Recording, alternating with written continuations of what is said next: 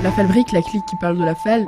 Éducation, Formation. sport, Vie associative. culture, Science. vie associative, éducation, Formation. sport. Science. Ça fait tomber ça. Bonjour, bienvenue dans la Falbrique, la chronique animée par la Fal 53. Aujourd'hui, nous accueillons Carole Drouard. Bienvenue Carole. Merci. Carole, tu es donc chargée de mission à la Fal 53. Et donc, est-ce que tu peux nous expliquer qu'est-ce que tu fais exactement à la Fal 53 ? Oui. Alors, je suis chargée de mission donc, au sein de la fédération depuis près de 3 ans maintenant. Et je travaille essentiellement sur la vie associative. Donc, pour dire les choses assez simplement, j'ai 2 missions principales. L'une qui porte sur l'animation d'un dispositif, le DLA, dispositif local d'accompagnement. Et une autre mission qui est plutôt sur l'animation du réseau de nos associations affiliées, puisque la fédération est avant tout un réseau d'associations et qui compte actuellement près de 200 structures affiliées à la FAL 53. D'accord. Donc, est-ce que tu peux m'expliquer qu'est-ce que c'est exactement le DLA ? Oui. Alors, le DLA, donc dispositif local d'accompagnement, c'est un dispositif qui est national, qui se décline dans tous les départements. Dans chaque département, en fait, il y a un animateur, un opérateur. Et en Mayenne, c'est la Ligue de l'enseignement FAL 53 qui porte ce dispositif. C'est un dispositif qui est financé par la région des Pays de la Loire, par l'État, via la Directe, ainsi que la Caisse des dépôts. Et on bénéficie d'un financement également plus local via Créavenir. D'accord. C'est un dispositif qui permet aux associations d'être accompagnées dans la consolidation, la pérennisation, voire le développement d'emplois sur le territoire. L'enjeu, c'est vraiment l'emploi. D'accord. Et comment on fait pour participer et participer justement au DLA ? Comment on fait en tant qu'association ? Alors, c'est très simple. En fait, il suffit de prendre contact avec nous, avec la FAL 53. Il nous arrive également d'identifier des structures, alors soit directement via la presse ou par notre réseau de partenaires, on arrive à identifier des structures qui pourraient être intéressées par ce dispositif-là, donc on communique. Voilà, donc il suffit de prendre contact avec nous et après la démarche elle est la suivante, donc on échange sur le dispositif, on présente en quoi il consiste, les objectifs. On va regarder avec la structure quelles sont ses forces, mais aussi ses faiblesses, pour arriver à décliner un plan d'accompagnement. Et dans ce plan d'accompagnement-là, on peut orienter la structure vers des outils, des dispositifs qui existent déjà sur le territoire. Je pense notamment au CRIB, au Centre de ressources et d'information pour les bénévoles. Mais on peut également faire appel à un prestataire extérieur, un consultant, qui va venir travailler avec l'association sur une thématique qu'on aura identifiée ensemble. On peut être par exemple sur la réécriture d'un projet associatif. On peut être sur une stratégie de recherche de financement, une stratégie de développement. On peut également travailler sur l'organisation interne. Comment est-ce qu'on arrive à articuler les missions des bénévoles, des salariés. Voilà, donc on peut imaginer tout un tas de thématiques à partir du moment où l'enjeu, c'est bien la consolidation, la pérennisation de l'emploi. Ok. Et il n'y a pas d'association type pour postuler justement à ce DLA ? Oui, il y a bien des cibles. Alors en fait, on s'adresse aux associations qui sont employeurs, donc du département. On s'adresse également aux structures d'insertion par l'activité économique, les SIAE, et également aux coopératives d'utilité sociale. Ok.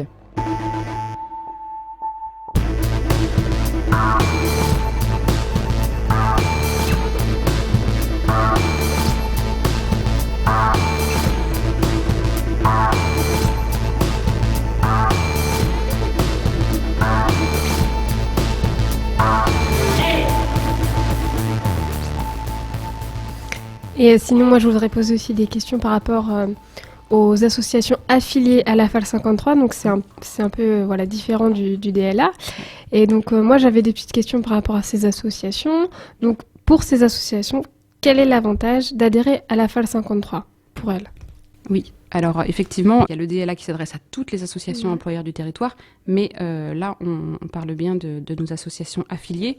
Donc, pour nos associations affiliées, on peut être un centre de ressources, c'est-à-dire qu'on peut proposer un accompagnement sur des questions statutaires, réglementation, comment fonctionne une association, les organes, les instances de décision, comment est-ce qu'on articule les responsabilités des dirigeants associatifs, la gestion employeur, voilà. Donc, on accompagne nos associations affiliées dans toutes ces questions-là. On peut également leur proposer des formations, je pense notamment à la fonction employeur.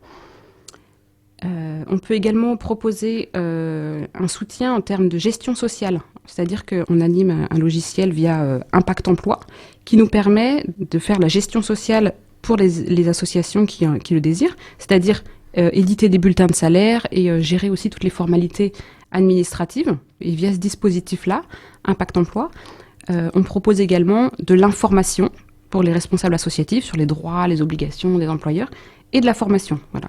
Ça peut aussi passer par une aide au recrutement, une aide à la rédaction de fiches de poste. Voilà, donc ça, c'est des services qu'on propose à nos associations affiliées. Au-delà de l'accompagnement, on peut mettre à disposition des salles ou des outils, des malles pédagogiques pour nos associations. Les associations affiliées peuvent aussi être invitées à participer à des débats d'idées.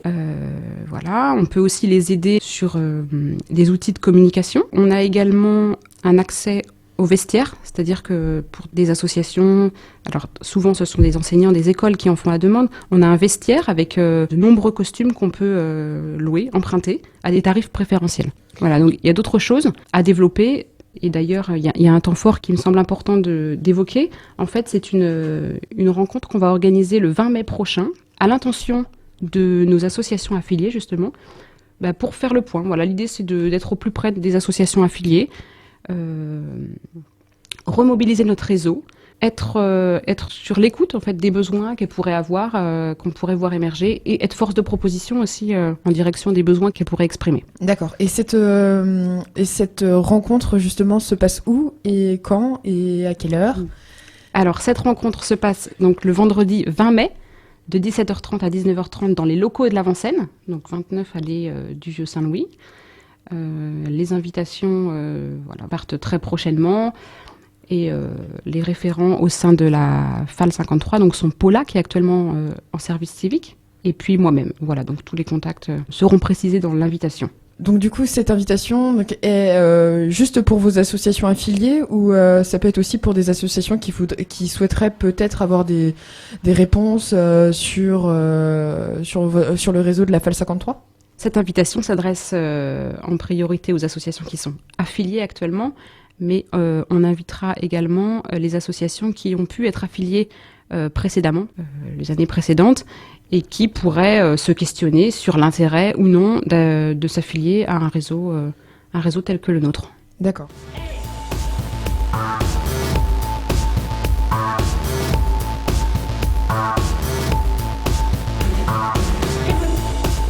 Et est-ce qu'il y a un coût à cette affiliation ? Oui, il y a un coût. Alors, il se détermine en fonction de la nature des activités et le nombre d'adhérents. Voilà, donc la fourchette, elle est assez large.